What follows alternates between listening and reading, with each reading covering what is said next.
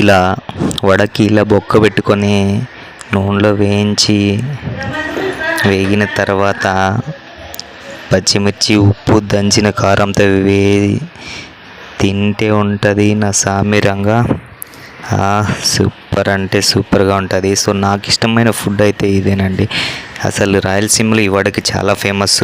అందులోనూ దీంట్లోకి నాటుకోడి పులుసు వేసుకుంటే ఇంకా చాలా బాగుంటుంది. సో మీకు ఎంతమందికి ఇలాంటి ఫుడ్ అంటే ఇష్టం కామెంట్ చేయండి. అసలు ఇలాంటి ఫుడ్డు రాయలసీమలోనే ఎక్కువగా కనిపిస్తాయి ఇవి. సో మా రాయలసీమ ఫేమస్ అండి. ఇందులోకి పచ్చికారం చాలామంది ఇష్టపడరు, కానీ కారంగా ఉంటుందని. కానీ ఒకసారి చేసుకొని తినండి, సూపర్గా ఉంటుంది. అసలు చాలా అంటే చాలా బాగుంటుంది. సో నా ఫేవరెట్ అయితే ఇది. అసలు అందులోనూ ఇందులోకి ఇంకా నాటుకోడి పులుసు ఉంటే ఇంకా సూపర్గా ఉంటుంది.